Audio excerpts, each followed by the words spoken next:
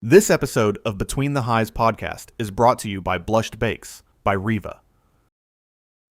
Welcome to Between the Highs, life behind the logo. This isn't a podcast about overnight success. It's about the long road that came before it. Here we sit down with small business owners from our community and talk about the parts of life you don't see on social media. We talk about the hardships that changed them, the lessons that stayed, the things they wish they could go back and tell their younger selves. Because most of life doesn't happen at the peaks. It happens in between. That's where the real stories live. Between the highs. Life before the logo. Hey, I'm Mack with Ridgeway Roofing. Welcome to Between the Highs. Today we have our first female guest, Miss Reva Triantos, Blushed by Reva, which is sort of a lifestyle brand that you've developed, right? Yeah. So tell me a little bit about that. I know that you're award-winning cake artist. Yes. And then I believe you're doing interior design along with Yes. some other things as well, right? Yeah. So Blush by Reva is sort of like the umbrella lifestyle brand that has kind of come about from my cake business, Blush Bakes, which I have been in business for 6 years, but I've been doing for 14, 15 years now. And then, so Blush by Reva is at the top. It's the lifestyle brand. And then underneath of that, I have Blush Bakes, which is my cake business. And then after a few years of doing that, I launched just last year Blush Home Interiors, which is my home interior design business, and I do some staging. And then just this year, I launched Big Sis Sunday, which is a platform where I speak to younger women and just women in general about confidence and boundaries and dating and sort of sharing my testimony and speaking and all of that fun stuff. Yeah, I've actually watched some of them. Oh, have you? Yeah, I Oh, have. okay. They're great. Okay. I Oh, think thanks. I really think that's a big part of what's missing in society today Mhm. is if you go back even just 40 years ago, Mhm. right? Our community, like it kind of started around church, and then you Yeah. had some of those older men and women, and I can really only speak for the men, but I think it's true for females as well, that we had people that kind of gave guidance that were outside of your family, right? That wasn't Mhm. just your mom or your dad. There were Mhm. other men in the community, like for the guys, right? Like Okay. pop you on the back of the head when you're doing something Oh, stupid, gotcha. right? And Okay. we just don't really have Yeah. that anymore. I feel like a lot of Yeah. people are sort of just free floating, Yeah, that right? was me for a long time, which is Yeah. why I launched Big Sis Sunday, because I grew up without a mom or any female figure, and so I was just kind of floating through life trying to Yeah. figure it out and learning everything the hard way, and so I'm just here to share, everything that I've learned with other women that I can hopefully help prevent from making the same mistakes. So where do you come from?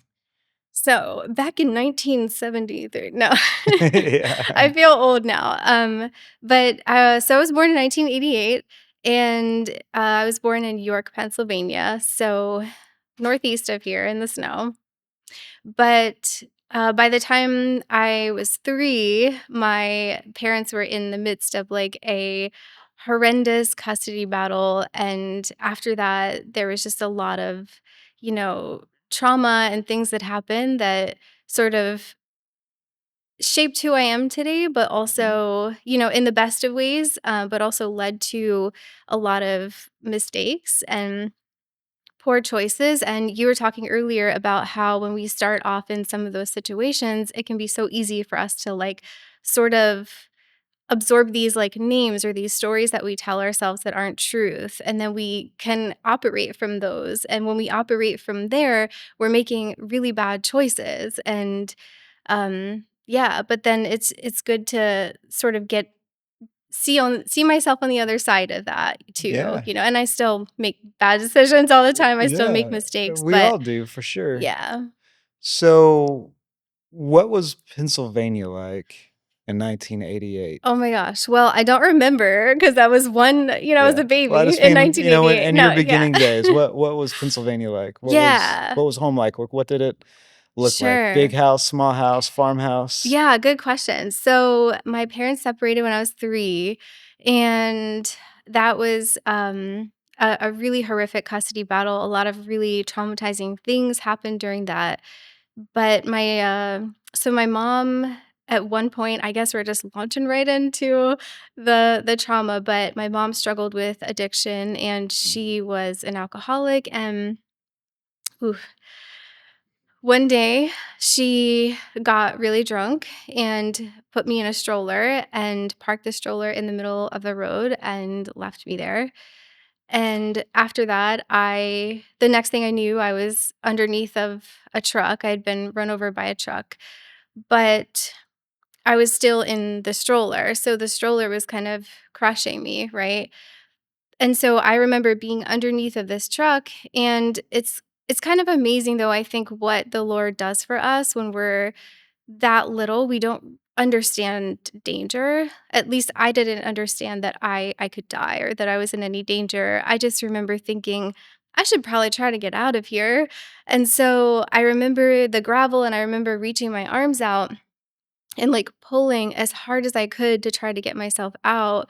And I didn't budge because, I was being crushed by this stroller. And I did, sorry, Yeah, it's okay.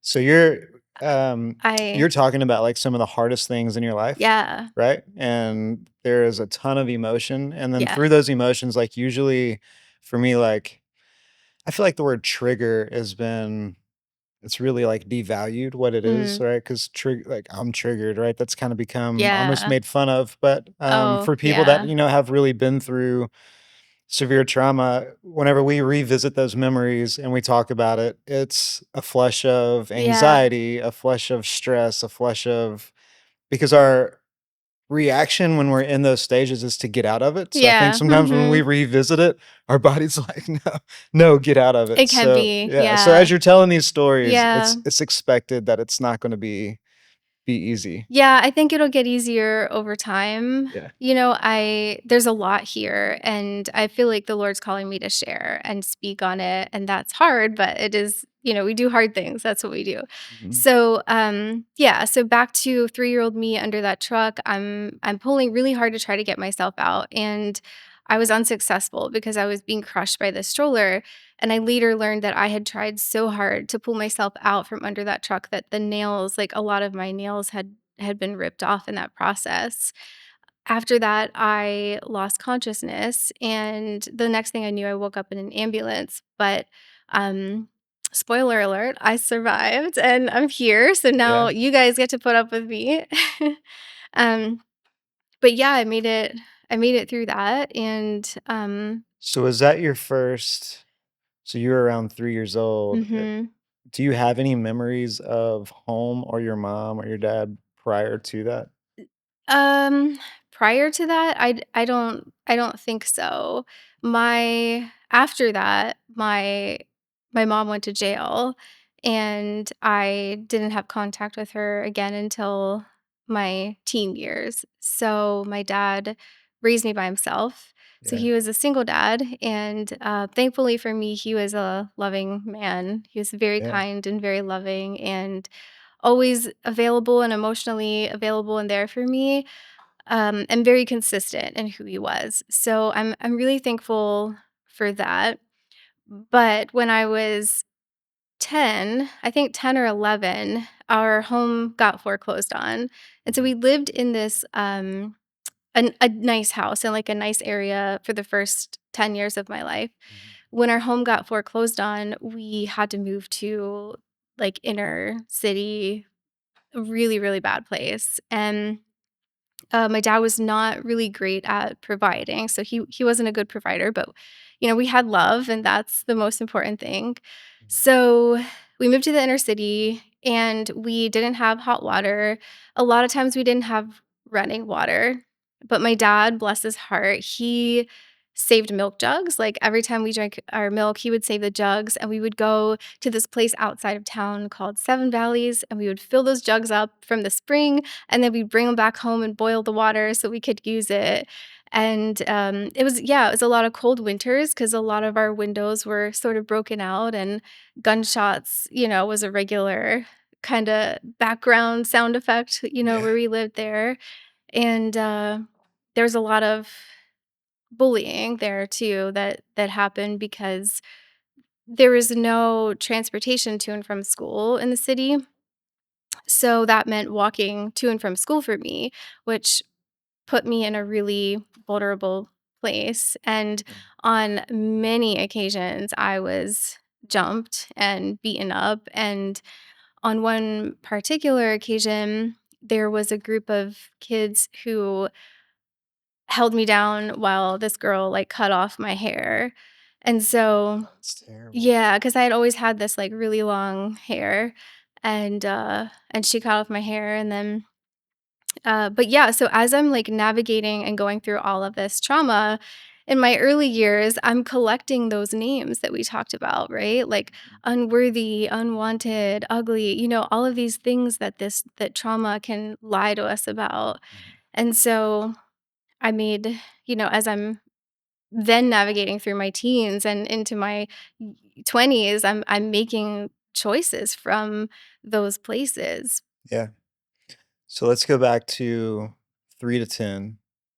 What does that look like? So your mom's gone, Right. your dad's raising you, you're low middle class or you're Yeah. poverty? Yeah, low middle. I mean, probably more poverty than I think I realized at that point because Yeah, we ended up being foreclosed on, but it right. didn't feel that way. I think from 3 to 10 after my mom was gone, there was certainly a level of like if I looked around at the people around me, they had normal families and, situations and I felt again like I'm accumulating these names of like different or, not Yeah, worthy or right. like why is God giving other people families, but not me, like normal things. Mhm. But yeah, with my dad though, I think 3 to 10 was a good time. Like he would, sit me on the lawnmower with him while he would mow the grass and we would cook out and Yeah. have fires and he was a good dad and it was a Who good are time. who are the other adults in your life that was there anyone that stepped in to kinda be mom or to be No. yeah. Yeah, I think that was one of the hardest challenges for Mhm. me. Not only as a child, but as I started growing up, right? I didn't have anybody else, at all, and the people that were, family or surrounding us were kind of distant in a way, and Yeah. yeah, and then when I was 10, we moved, to the city. Mhm. When I was 13, my dad was diagnosed with stage 4 prostate cancer, and then when I was 15, he passed away, and after that, I didn't have anybody, so Yeah. So you had been experiencing isolation. So for me, I had a very I don't wanna say very similar, but there's a lot in common. okay. And I always felt like I was kind of, I don't know, maybe the bad kid, like, I was just Yeah. different, right? Like, Mhm. I just did things different than what I felt like maybe, like, some of my cousins and some of the other I just knew I was different, right? Okay. Like, I didn't know exactly what it was, but Yeah. and so that led to a lot of isolation, like, even to Mhm. this day, me and my wife will have conversations where, she grew up with, she had a very hard childhood as well, but there was a lot of family involved, like, she Mhm. had siblings and cousins, and I was an only child. Okay. So to this day, like, I find peace in solitude. Like, I'll Mhm. tell her, like, Yeah. "I Yeah. have to be alone right now, Yeah. like, just let me I have to," right? Yeah. So do you feel some of that too where Oh, it's absolutely, and it drives Brian nuts. Yeah. yeah, right. Yeah. Yeah, Yeah. it does the same with Casey. Yeah. She's because it's hard for, the people, for me, it's hard for the people in my life, I think, sometimes to understand that it has nothing to do with you. Right. It is an internal battle, and I Right. just have to have this moment of solitude to just and then, like, give me a few hours or, like, I'll go walk in the woods or what I'll go Yeah. find somewhere where there's no other humans, and Okay, yeah. then after that, I come out and I'm like, "Okay, I'm good." Like, "Alright, Yep. let's go." Um, so I imagine you probably had a lot of those feelings of isolation and solitude and just felt different. Yeah. Alright, so you get to 10 and you're going to inner city school. What was the school like? Was it like a rough school Yeah. altogether, or you just lived in a rough area? Yeah, it was a rough area, rough Okay. school, I did have one teacher there that I'm still in touch with. My Oh, English that's great. teacher, I've always loved to write. So I'm Yeah. still in touch with him. And I think, having one person who at least kind of makes you feel seen Mhm. in that situation is helpful. And then, but I mean, there were fights in the hallways all the time. I mean, and it was like constant living in fear Mhm. because it was walking down the halls not knowing, if you're going to get punched in the face or beaten up or what that would look like. Yeah. Yeah. So you go from 10 to 13, and then you find out. Do you remember the day? Like, do you remember the conversation of, "Hey, this is."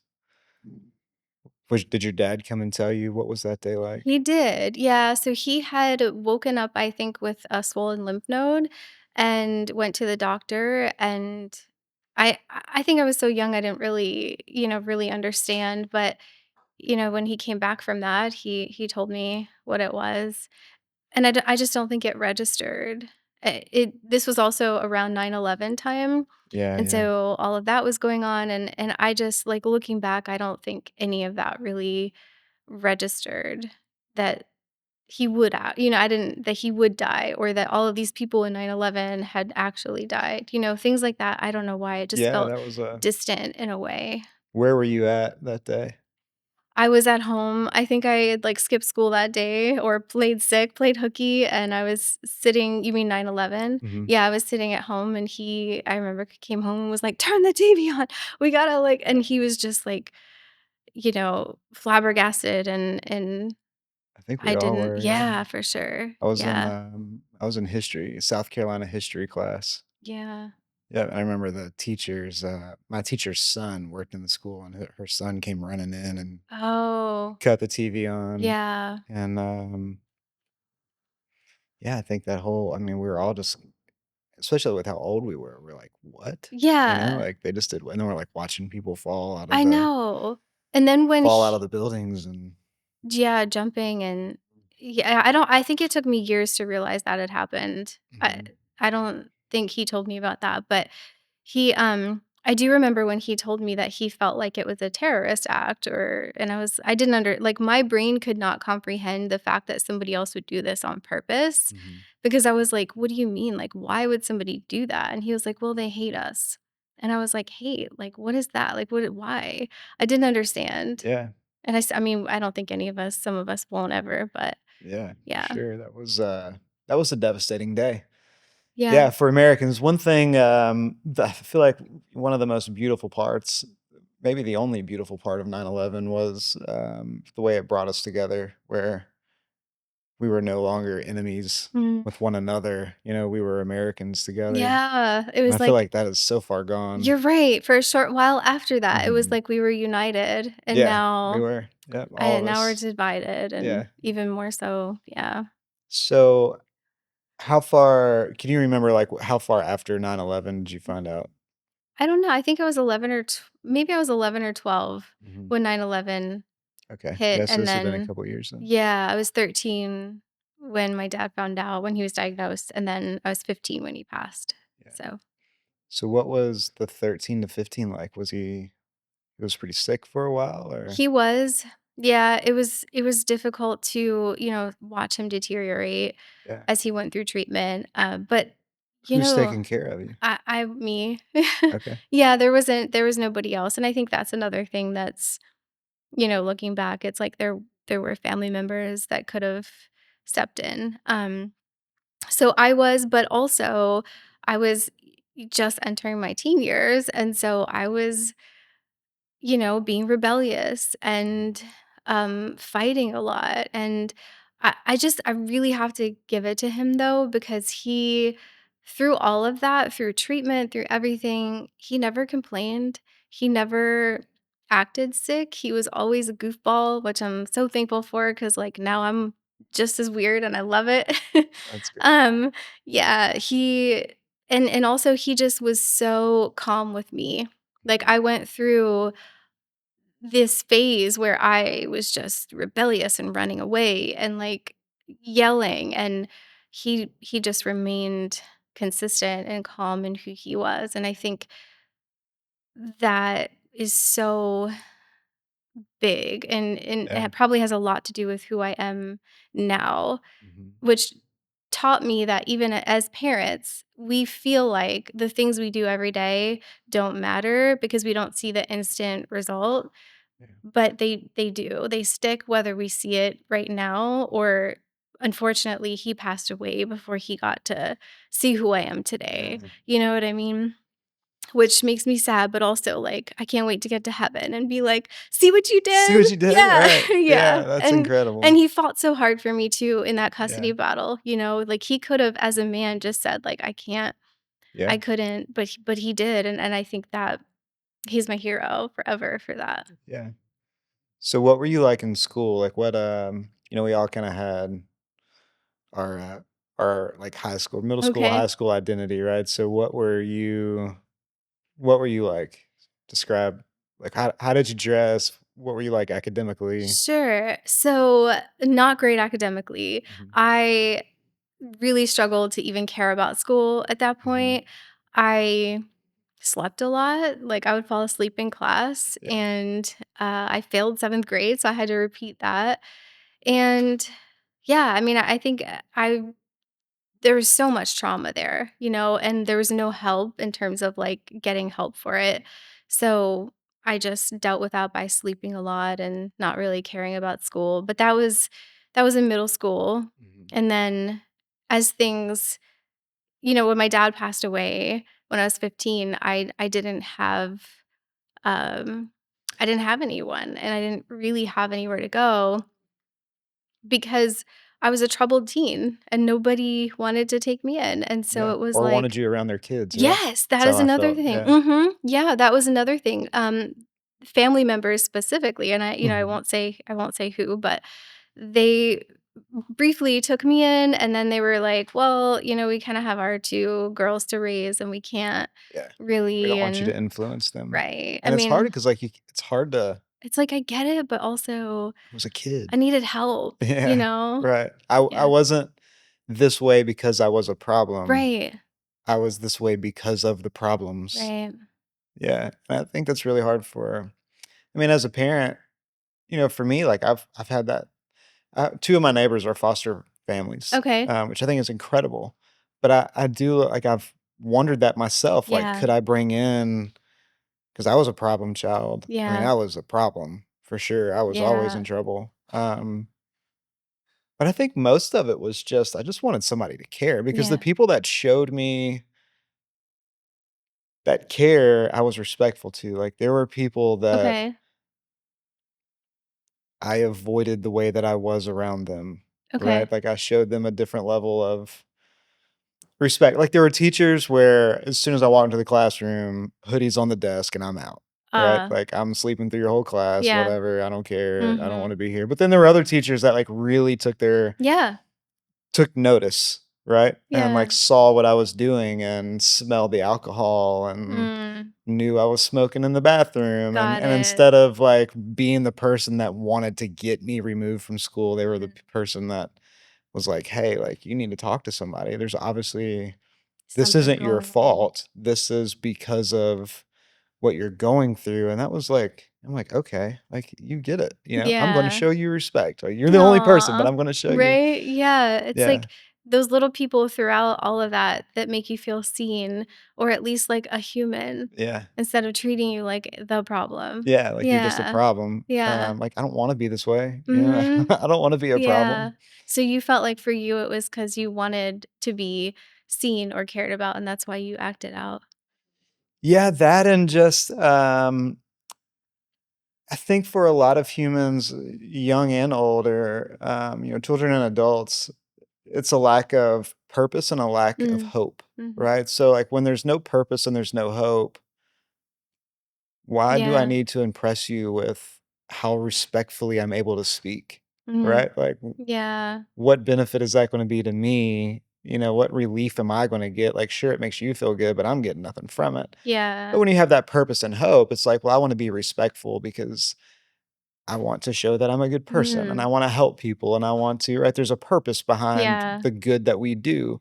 So when we have people that live with no purpose, and no hope, it if they can't care about themselves, how can you possibly expect them to care about how you perceive them, That's right. you know? Yeah. I feel like a lot of kids get in that cycle, and a lot of people that we've had on Between the Highs, um, their hope and their purpose did not come from inside their home. It came Mm, from a teacher or a mentor yeah. or, um, like we recently had John Reynolds on, and he was speaking about, his childhood growing up, and he was a troublemaker, and he got caught, as he calls it, a green leafy substance. Oh, And, that's funny. instead of him getting kicked out of school, the principal helped him get a job, Okay. right? So, Wow. gave him some purpose because I think work and going to Does work and contributing to society does help give people for purpose. sure. Yeah. Um,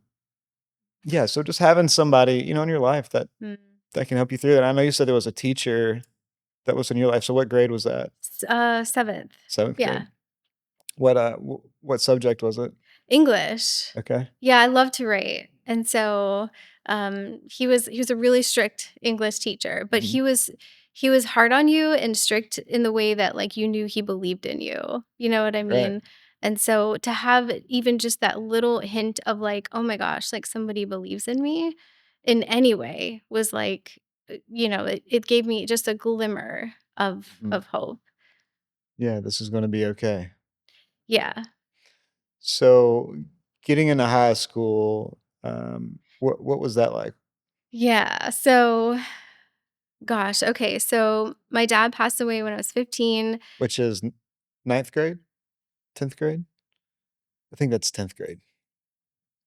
Yeah, I think you're ninth, maybe. I'm Or not sure. yeah, and then you Yeah. redid 7th, so maybe Yeah, ninth yeah, grade, yeah. yeah. Ninth I or think 10th I was grade. ninth. Okay. Okay. And then, So you're starting high yeah. school and you just went through this, right? Yeah. Alright, so I'm sorry, I'm just trying to No, yeah, it's a paint the lot. picture for myself so I can get a good understanding of where you're at. So you're starting high school, middle school was awful. Are you still living after your dad passed? Are you still going to the same school district? No, so I stayed temporarily with those family members Okay. who were later saying, "We can't let you stay here." And so then I stayed with, another family member, and that didn't work out. And then another family member after that. So I moved around a lot to different high schools. Okay. At some point, I was sleeping in my car. At some point, I was sleeping on friends' couches, just trying to. I really wanted to get through high school. I really did because I really wanted to learn and I really loved to write and I wanted to go to college for journalism and then go to law school.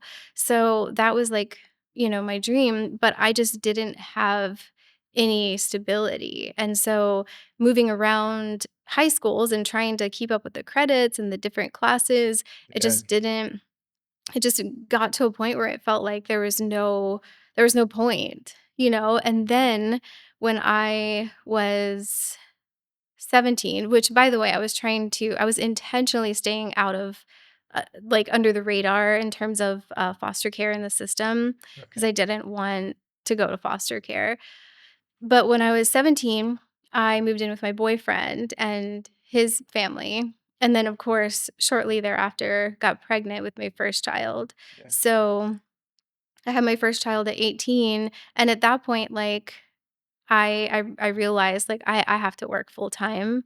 I can't stay in school. I have to so I quit school, and then I'm further collecting more of those names, right? Like dropout and failure and statistic and teen mom, right? Yeah. So these are just like piling on as I'm like going through all of this stuff. But Right. yeah, I became a mom at 18 then and And dropped that was out when, to like, work. Teen Mom was really popular on, like, Is it? MTV Oh my and gosh. yeah, isn't that around the same? Did you ever I'm watch not that? sure. I No? think I think briefly at some point, Yeah. yeah. Yeah, so how old were you when you had your baby? You're 18. So I was 18? 17 when I got 17 you got pregnant? pregnant and 18 when I had him. Right. So, were you still living with your boyfriend at the time? Were you also staying with his family, or were you We were at first, and then we moved in, got our own place, Mhm. and that went okay for a while, but I was never really into partying, so that's one thing I'm thankful for. I just Yeah, never really got into, like, drinking and drugs or anything like that. yeah. Of course, especially as a mom, right? Like, once I became a mom, there was no There would be none Yeah. of that. So, but he turned 21 during that time and started partying and couldn't keep a job and couldn't pass the drug test and would come home just like throwing up all over himself. And so I left that situation. Yeah. What was Yeah. leaving like? Did he make that a difficult process? Was He that didn't. yeah, No. okay. I mean, no, What not was him. he like, if that's okay to ask? Yeah, sure. I mean, at the time, he was just a bit irresponsible. He was just, partying and making those choices. And we had a child, and I just didn't, it just got to the point where I didn't want that. I mean, I didn't want that for my life. I didn't want that for my child's life. Mhm. So, not that looking back, I mean, my choices, after that, like, I still made poor choices. They just looked different than his, right? Yeah, But I was so judgmental about the drugs and alcohol, yeah. right? I wasn't looking at myself at that time, Those are so. easy problems to identify. Right, Yeah. right. So what sort of things were you starting to see in yourself? So, I, at that point, ended up, I think 19 or 20 I was when well, okay, let me back up a little bit. So, I have a child, right? I'm 18, I'm working full time. I I really I think the biggest thing is that I was so desperate for stability and for a family and just that unit, right? That comes with having a family, especially now that I had a child. And I think for the longest time, I thought that the answer to that was I need to get married. Especially because at that point, everybody around me was. All of my friends were married and having kids, and they all sort of had that stability, and I didn't. And so I thought that was the answer.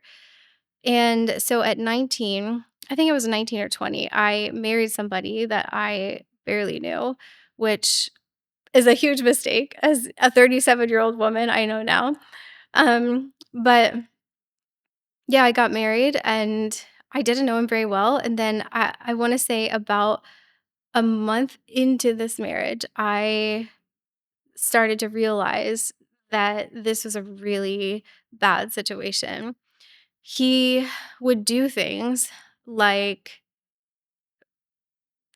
well, he cheated on me, but he also took my phone away. He took away my ability to contact people, anybody. There were times where he would say he was going to work, and then I would see him watching me, like, through the window at the in the we lived in a tiny apartment, a one-bedroom apartment. He would starve me, and so, like, he would say we didn't have money for food, and so I wasn't eating, but then he would go eat while he was, out working. And, yeah, just some other things, like, there was this, like, cabinet that he had, and on top of the cabinet was, like, some sort of Catholic shrine, but inside, like, in the drawers, when you open it, was all this, like, satanic, like, voodoo dolls, and he would do these weird, like, rituals, and it was just really weird. And Yeah. after yeah, after a while, okay, so one day, out of nowhere, I'm gonna back up a little bit. So I'm in this apartment. He's at work one day. The property manager lady knocks on the door, and this is like a life-changing moment, like a God moment right here, right? So she knocks on the door, and I open it just a tiny bit, and I like peek out, and she goes, "Hey," um, she hands me her card with her personal number written on it, and she's like, "Hey, if you ever need anything, just give me a call." And I was like, "Okay." And I just closed the door and I thought, "Well, that was weird." But I like Yeah. put the card in my car. I hid it away because I knew that that was like the one place you'd probably never find it. And he would go through my stuff all the time too. That was the thing. It was like I had no sense of self. I have no sense of privacy. He wouldn't allow that. It was everything I had, he would constantly go through. And so anyways, I put this card away in my car. And then a couple of weeks later, we get into an argument and he locks me and my son out of the house to teach me a lesson. And I yeah, I don't think there's anything that prepares you for the depth of loneliness and despair that comes when you're sleeping in your car with your child using t-shirts as diapers. That was a moment for me that was like, man, like, does it get any worse, right? And then, What was your internal dialogue like then? I mean, what do you remember what kind of conversations you're having with yourself? And I obviously realized that I had done something really stupid by marrying this person. But what's interesting though is I don't know if you've experienced this or not, but during all of those things that I went through, there was always something else there with me that I couldn't explain. Mhm. I can now, right? Being a believer and choosing to walk with Christ, I know now what it was. But then I always felt like there was something else there.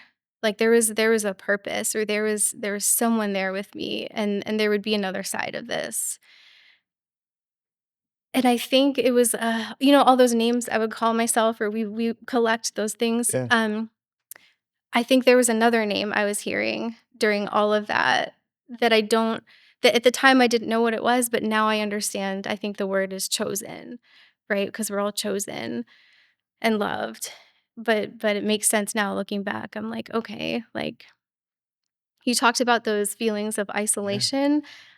I think the reason we do that is because we are a safe space, because the only person that's ever been through everything we've ever been through with us is it's us. us, yeah, Yeah, and so we are our safe space, right. but I did also feel, something bigger there. Yeah, and it's yeah, it's a great point. Um, it's an opportunity for quiet Mm, to connect. Yeah, I think that's a yeah, great point. Yeah, having that place to just like I just need silence where I can connect with God and yeah, to be in prayer and to meditate and phones have almost ruined it, right? uh-huh. Because like I'll try to go be in my space and then it's like Yeah, it's I hard not to know. like, you look at your phone or, you get text messages and phone calls and, so that is really kind of taken away from being able to find that pure solitude sometimes. Yeah, But for sure. um, yeah, I share a similar view in that of there was always something there that was like just keep going, Yeah, right? Like yeah, just so I have a saying, left foot, right foot. Say it all the yeah, time. It's like yeah, you just gotta left foot, right foot it through that's and right. Yeah, continue like you just can't stop walking, yeah, right? You have to that's right. continue traveling. So this has been an incredible first half of the story. Yeah. Just the first Mhm. section of it. Um, I'm looking forward to hearing what comes next. Yeah. Like you said earlier, obviously I can see you're still here, Yeah, right? So right, a I feel surprise, like it's yeah. gonna get better. Right, yeah, Yeah, but I think we've yeah, still got a little bit more to cover. So yeah. let's end this episode here Okay, and let's pick back up on this episode 2. sounds good. Between the Highs podcast is produced inside Story Oak Studios. StoryOakStudios.com.